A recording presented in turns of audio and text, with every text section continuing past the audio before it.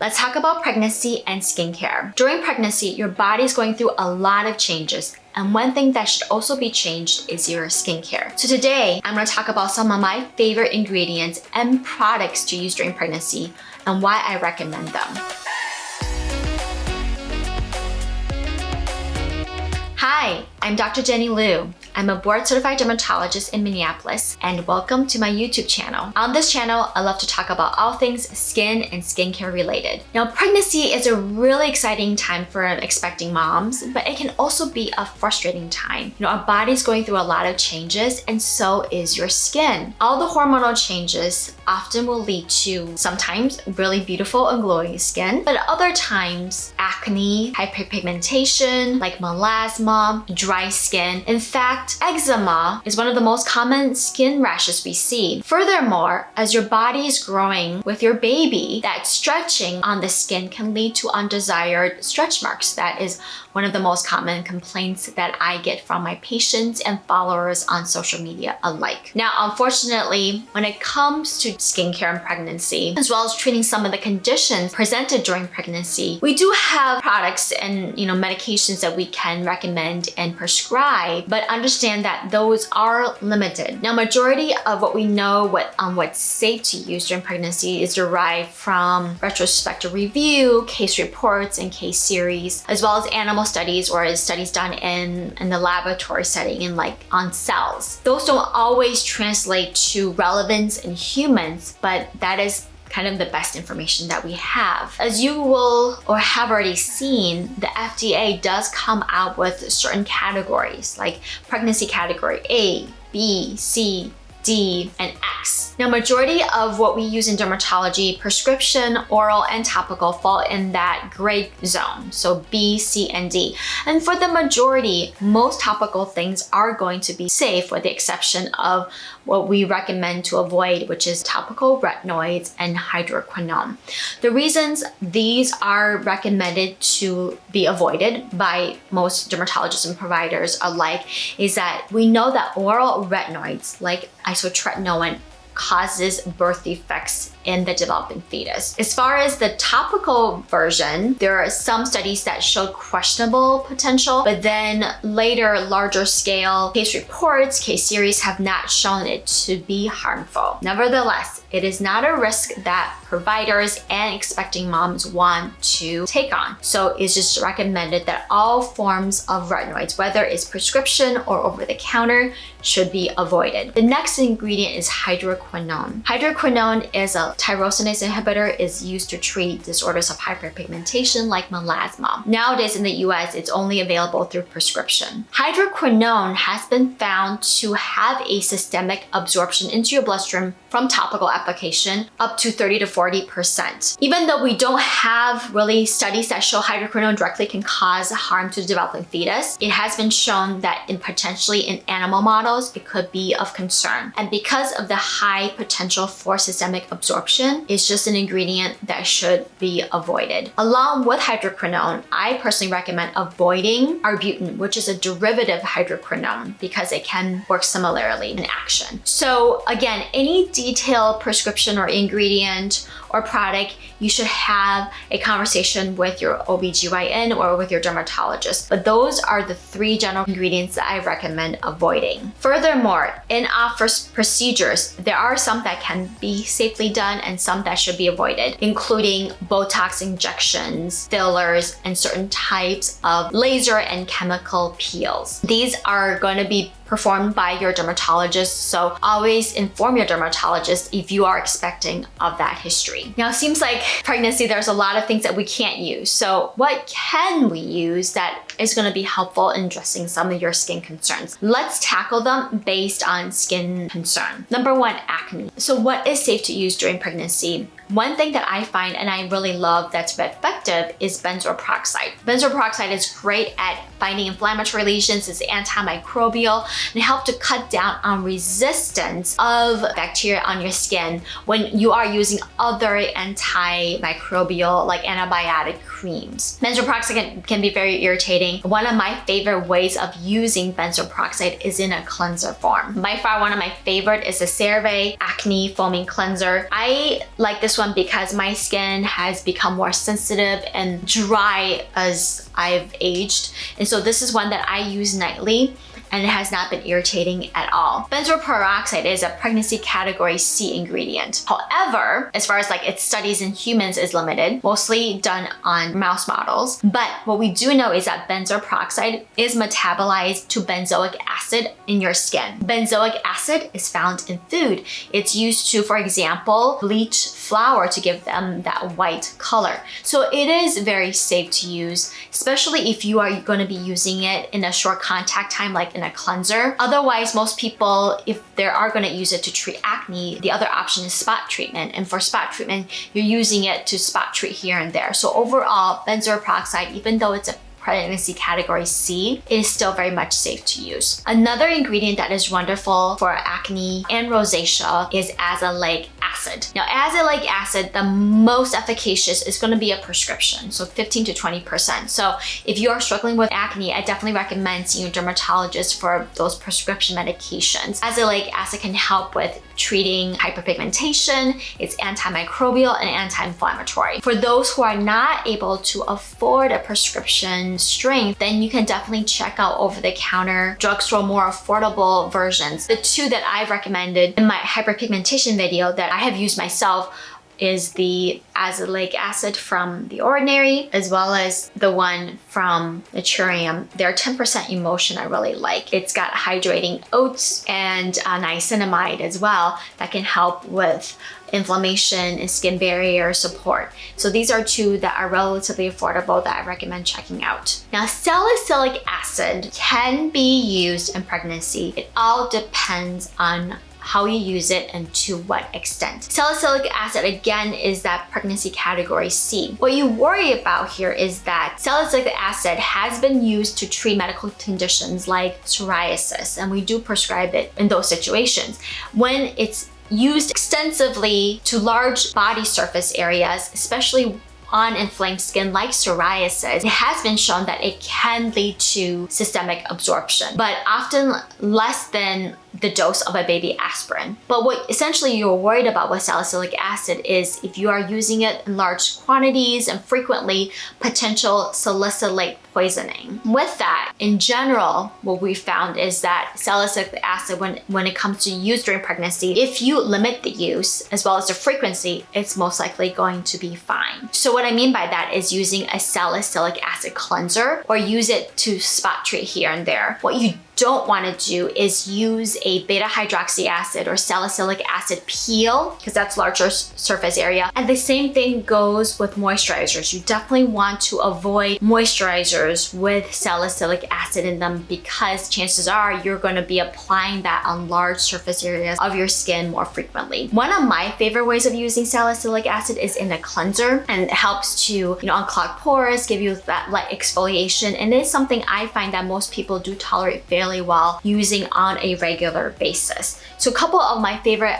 salicylic acid based cleansers over the counter that's fairly affordable is the one from Neutrogena, their acne wash, as well as the one from Cetaphil, their new product has 2% salicylic acid. It's more hydrating, kind of reminds me of the CeraVe acne foaming cleanser with benzoyl peroxide in a more creamy formulation, but this contains salicylic acid and it's great for those with more dry and sensitive skin. Now lastly, there are prescription antibiotic creams that are absolutely safe to use during pregnancy. Those include topical clindamycin, erythromycin, as well as metronidazole cream. And so those would be prescribed by your dermatologist. So if your acne isn't improving with some of these products I've recommended, please go see your dermatologist. There are things that we can prescribe as well as do in office that can really help with some inflammatory acne to really minimize the risk of the chances of hyperpigmentation and scarring. One of the other major concerns is prevention of aging or skin aging. Obviously, when you can't use retinoids for 9 months, a lot of moms are wanting to know what other ingredients can I incorporate into my routine to really help fight aging or minimize or prevent signs of aging. Alpha hydroxy acid is a great ingredient to incorporate during this time, but the reasons why AHAs are safe is because they're relatively large molecules, and we know from studies that they don't really absorb past into the superficial layer of our skin. AHAs are helpful in the sense because they can help to exfoliate exfoliate, increase skin turnover, help with some of the dullness, but also can stimulate collagen and hyaluronic acid production. So over time, does improve some of the fine lines and wrinkles. In addition, because they are exfoliating and also help to inhibit tyrosinase, which is the enzyme in producing pigment, it does also help with hyperpigmentation. One of my favorite ways of using AHA in general, pregnant or not, is an overnight treatment. I like to alternate that with my topical retinoids at night when I'm not pregnant. But when you're pregnant, since you're going to be removing retinoids out of your routine, it is something that you could potentially use on a more regular basis. I've talked about some of these ingredients in my hyperpigmentation video, but some of the ones I really like that's affordable includes the Natrium Glycolic 10%. This is an overnight treatment that is a gel formulation that you can use. And, like I said before, I would just alternate this maybe a few times a week with my retinoid. But, during pregnancy, you're not going to be using a retinoid. So this is something definitely can use on a nightly basis. I would treat this, if you're new to any AHA's leave-on treatments, I would treat this like a topical retinoid, meaning you probably want to start off slow, maybe a few times a week, and then gradually increase as tolerated. Another favorite of mine that is a little bit more expensive and pricey is the SkinCeuticals Glycolic 10 Overnight Treatment. This is a new bottle that I have received from the company. I buy this product myself because we also carry this in our clinic. This is formulated at a pH that gives you 10% free acid, and this is one of the first overnight treatments that I fell in love with. I haven't opened it yet, but I'm really excited to try their new formulation. Why I recommend is because with the pH, the formulation does matter, because obviously hydroxy acids are acids, and so the pH of the formulation will dictate how much free acid you have, and that is really what's going to work on your skin. So the concentration is one thing, but if you have like a 20% concentration that's formulated at pH 7, the pK of glycolic 10, where there's free acid, is like less than 3. So at pH of 7, you're essentially not getting much free acid at all. So it's really not an effective treatment. So this is formulated to add a pH that's going to give you 10% of that glycolic acid. So another one that's pricier, but I have personally used and also really, really love. And if you can't tolerate glycolic acid, for those with sensitive skin, you may want to consider lactic acid. One of my favorite lactic acid leave-on treatments is the one from Biossance, the lactic acid 10% with squalene. The latter is going to help with your skin barrier, and this is just a nice lighter emulsion that is less irritating and hydrating, and you can use this nightly. You can use it in the morning as well, but I just say use it once a day since this is going to essentially replace your retinoid. So polyhydroxy acid is another category in the hydroxy acid family that I have been loving more recently. It's a much larger molecule than alpha hydroxy acid, so it doesn't penetrate the skin as fast and as readily, so it's going to be less irritating and better tolerated for those with more sensitive skin. It also acts as a humectant to help to hydrate the stratum corneum. Now, it's also can act as an antioxidant. It's been shown to actually decrease the amount of UVB-induced redness and burns on the skin. The two most common found in this category is lactobionic acid and gluconolactone. There are a few brands that contain polyhydroxy acid on the market, but one of my favorite has to be the one from Extravagance. This is the Sunrise Morning Glow. And basically this is just an exfoliating pad that you can use every morning as tolerated. It's got a nice scent to it. It also has green tea and cucumber extracts. And you can just use this every day. It contains the polyhydroxy acid, bionic acid that Extravagance is known for. This is something that you use every day in the morning, and it's pretty gentle. Now, if you're looking for something similar but more affordable, another one you can consider is the Versed Weekend Glow Daily Brightening Solution. This is a toner essentially that you would apply to your skin with a cotton pad. It contains glycolic, lactic, as well as azelaic acid. So it doesn't contain any other beta hydroxy acid that should be avoided. It does contain kojic acid as well. You start off slow and increase as tolerated. Vitamin C is another great ingredient that can help improve signs of aging and also acts as an antioxidant. The only thing I would say is just make sure that whatever vitamin C product you are using, check the ingredient labels to make sure that they're not formulated with a retinoid or retinol product, because commonly those can be found together in products to help with signs of aging and hyperpigmentation. My holy grail vitamin C serum, you guys know, has to be the one from SkinCeuticals, the CE Ferulic Serum. This is the most studied vitamin C serum in the world. It's expensive, you just need 4 to 5 drops every morning A bottle will last you, a good 3 to 4 months, depending on how frequently you're using it and the amount that you're using. But this is by far my favorite, and it's very safe to use during pregnancy. And for more affordable options, feel free to check out my hyperpigmentation video under 30 bucks for some additional more affordable vitamin C alternatives. Lastly, or say second to last, another favorite ingredient that can help with refining,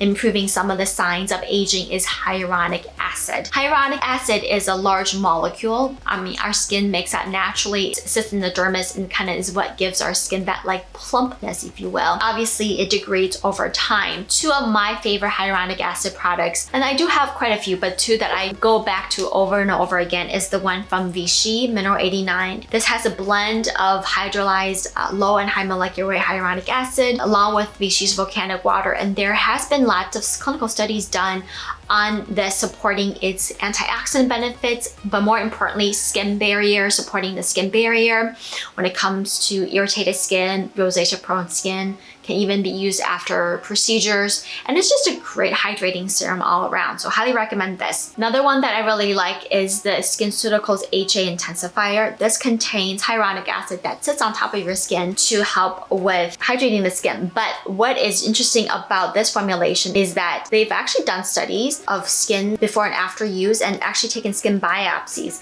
And it's actually shown that there is an increase in HA production in the dermis after use. And what's in here that helps with hyaluronic acid production is not the hyaluronic acid itself, but their proprietary blend of sugar molecules along with purple rice extract that has been shown to stimulate hyaluronic acid production. So this is another great one that I often recommend to my more mature patients, but something that you could consider to use either to spot treat, which sometimes I'll do like around my crow's or areas that are really dry, or use all over as a hydrating serum. Now, lastly, an ingredient that I think is really helpful for fighting signs of aging are peptides. So peptides as a category are divided into essentially 4 groups. So there are signal peptides, there are transport peptides, there are neuromodulating or inhibiting peptides, and then enzyme peptides. The most well-known is obviously botulinum toxin or Botox. That's the neurotransmitter peptides. But in skincare world, in what's applied to our skin, in the cosmeceutical world, signal and transporter peptides are the most popular, especially the signal peptides. Often these are kind of the di, tri, tetra peptides. And what they are essentially are basically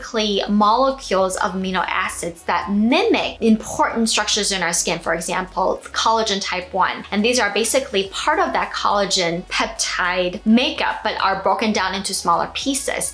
And it's better able to absorb into our skin. And then because they're kind of a pre-collagen signal, if you will, it induces the body to stimulate more collagen production. So essentially that's how they work. Carrier peptides help by enhancing the penetration of other ingredients, and the most commonly used in skincare is copper. But the signal peptides are what is best studied, and there are few peptides that are better studied than others. Some of my products that I really enjoy on a regular basis, but definitely recommend to my expecting moms who are interested in treating or preventing photoaging, is one from Alastin. So Alastin is a line that is found in physician offices or on their online website, but it was initially developed by physicians to supplement and really enhance recovery after cosmetic procedures like resurfacing laser. And their technology is what they call a tri-hex technology, so a blend of various di, tri, and hexapeptides. This is really a favorite amongst many dermatologists, and we actually carry this in our office because we believe in the science, and the science is really fascinating. And their clinical studies have shown that it not only stimulates collagen, but also elastin. And there are very few products that help with elastin support.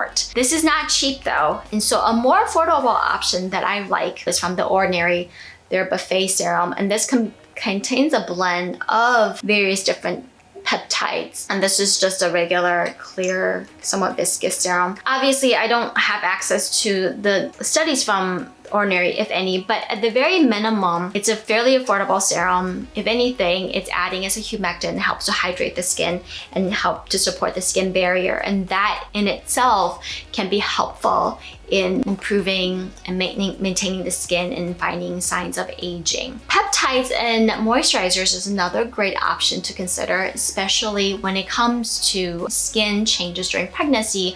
As I mentioned earlier, eczema is one of the most common concerns that we see.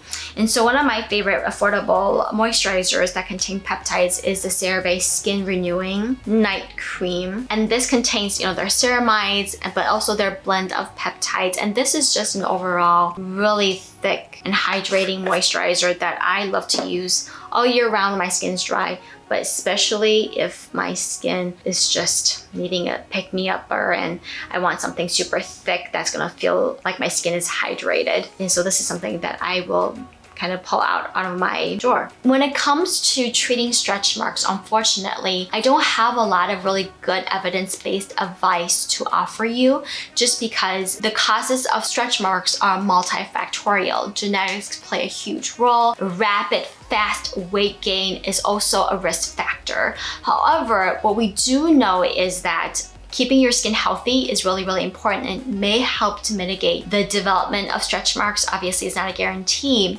As far as what to use, oils, cocoa butter, what have you on the market, nothing really has been shown to really make a difference. The only thing that may help a little bit is centella extract. And there is a brand that is called Trofolastin, I believe you can find on Amazon, that has been shown in few clinical studies to make a statistical significant difference. But again, the studies are limited. We don't have enough data. What I just recommend to my patients is just use a good moisturizer, whatever you like. If you like oils, if you like massages, go for it. But just keeping your skin healthy and really try to minimize those rapid, fast weight gains. And at the end of the day, you may be doing all of the things right, but there is that, again, genetic tendency. And so this is where after pregnancy, using topical retinoids, seeing a dermatologist for like microneedling and Fraxel laser treatment can help to improve the appearance of the stretch marks. Now, lastly, let's touch on sunscreen, because this is a frequently asked question I get all the time from my followers on Instagram. What sunscreen is safe to use? In general, there has not been shown that any type of sunscreen is unsafe to use during pregnancy. So the best sunscreen during pregnancy, which I get asked all the time, is the one that you feel comfortable, that you like enough that you will want to wear on a regular basis. As far as chemical sunscreen, I'll just say I have personally used it. I used it throughout my pregnancy. It hasn't been shown to cause any issues. As far as the controversy, whether that's environmental or how much impact it has systemically, it still needs to be determined. The controversy around chemical sunscreen is just that certain chemical ingredients, when applied to large surface areas, literally the whole body, every 2 hours, which is what the studies were done on, did lead to systemic absorption that is beyond what the FDA recommended. But a couple things to kind of keep in mind with those studies is, number one, we don't know if there's relevance, if any, to that level that's been detected. And two, majority of us don't put sunscreen on all over our body every 2 hours. So chances are, because most people underapply, most of us are not gonna get systemic absorption to that level, if any. So again, chemical sunscreen is absolutely safe to use during pregnancy, but if you're a little bit worried about it or just don't like the potential environmental impact, then go with a mineral sunscreen. In general, mineral sunscreens are gonna be better tolerated by those with sensitive skin. You can argue it's not gonna be as irritating, especially if you are more eczema prone, and it is very safe to use. And so just pick one that you're comfortable with. Make sure that it's SPF 30 or higher, and make sure you are applying frequently, because if you have that genetic tendency to get melasma or are at high risk for getting hyperpigmentation, using sunscreen every single day regularly is gonna be the most important thing you can do for your skin to minimize or prevent that from happening. Now, lastly, remember, regardless of which condition you're suffering from, whether it's acne, melasma, dermatitis, if it's not going away with drugstore or over-the-counter treatments, please see your dermatologist. Even though there are limited things we can do, nevertheless, there are more things that we can prescribe you than what's available over the counter. Furthermore, depending on the severity of your acne, and basically this is a conversation you will have to have with your dermatologist, there are oral antibiotics that can be prescribed to the expecting mom if you're comfortable. Because when it comes to medications and what is safe, it's not just the ingredients, but also the timing of it matters too. We know that majority of the organ development form in the first trimester. And so a lot of the things can be prescribed later on that is going to be safe if the mom is comfortable. There are also in-office treatments that we can do, like injections, of steroids into your pimple, or sometimes even certain type of chemical peels that are safe, like alpha hydroxy acid based peels. And so seeing your dermatologist is really going to be helpful in giving you further options available. In addition, topical steroids are absolutely safe to use. They've actually done studies on use during pregnancy. It is safe, and we don't want you to be suffering and itching because it's not going to be healthy for you or for the developing fetus. So we never want you to feel that you don't have options. It's just limited, but we can still help you out significantly. Now, I do have a few Instagram posts on pregnancy in particular, what ingredients and procedures to avoid, what is safe to use, as well as some tips on treating or minimizing some of the risks for stretch marks. Please check them out. I will link them below in my description box as well. So those are my recommendations, ingredients, as well as products that I recommend to my pregnancy patients and I have used as well during my pregnancy. If you have any additional questions, or if you have more topics that you want me to talk about that are pregnancy related, please comment below in the comment box. I would love it if you could like this video, give it a thumbs up, and subscribe to my YouTube channel. And as always, you can find more information on skin and skincare related topics on my Instagram at derm.talk, as well as TikTok at Dr. Jenny Liu. Thank you for watching, and I will see you guys next time.